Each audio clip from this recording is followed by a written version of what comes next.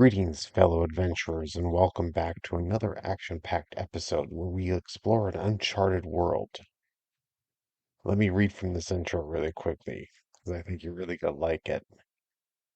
You have traveled day and night through the wilderness and the uncharted lands of this fantastical world. Strange creatures roam these lands, and beings never before witnessed by those who speak of the world of the unclean. You've passed through villages forged in the first light of creation, their ancient stones whispering tales of the birth of the world. In these places dwell peoples whose very existence is said to bring forth treasures of wisdom, answers to life's greatest mysteries, and that this is an adventure for another time. Perhaps their secrets will remain forgotten, left as great mysteries buried as by the passage of ages. For now your path is clear. You are Draken, a chosen adventurer promised the great treasures of Othmore, a village carved into the earth and surrounded in legend. It is said that in Othmore the dead find no rest, and the air itself hums with whispers of the past. The king himself has summoned you. His land is in turmoil, seeking a champion to rid it of an ancient evil. The threat comes in the form of Mathura, a witch whose dark ambitions are matched only by her cunning. Mathura seeks to awaken the fabled dragon Valthorn, the giver of life and bringer of destruction. Long ago it was Valthorn who brought the sun from the gods and ignited life in this world. But Valthorn's power is not what it used to be. If Mathura succeeds in awakening the dragon, she could command its might to unmake the world. To stop her, you must recover the five treasures, ancient relics sought by the king and vital to keeping Valthorn sealed in eternal slumber. Time is running out. When the next full moon rises, Mathura will enact her ritual to awaken the dragon. Do you have what it takes to bring peace back to the land, or will Mathura's dark vision consume all? Only time will tell.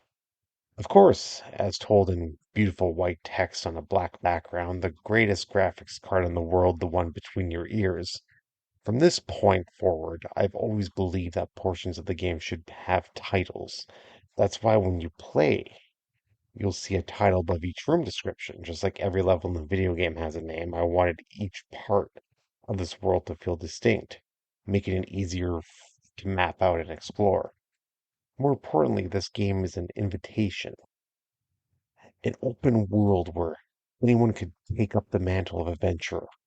Of course, many classic text adventures and fantasy games are filled with puzzles and obstacles designed to frustrate and confound the player.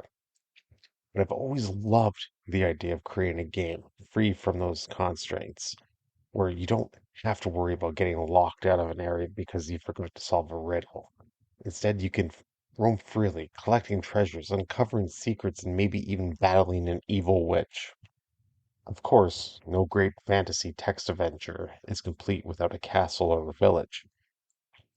So our journey begins in the village, the safe haven from which the player can set forth into the unknown. To the north, of course, the imposing castle awaits, the sacred home of the king who will set you on your mission to defeat Mathura. To the east, an eerie cave plunges into the abyss of absolute madness. Yes, I know I could be a little bit over the top.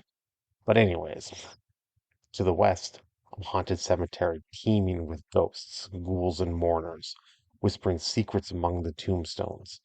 Each path holds its own perils and discoveries, waiting for those brave enough to venture forth.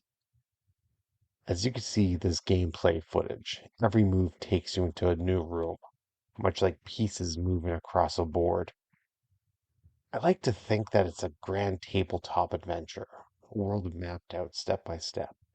There's something special about wandering through this place, free to explore at your own pace, rather than braving the unknown to simply finding a bed to rest in for the night. And with that, dear adventurers, I bid you farewell for now. But fear not, for I shall return next week as we take our first steps into the cemetery. Follow the light of your lantern, and remember, A path less taken often leads to the greatest tales ever told.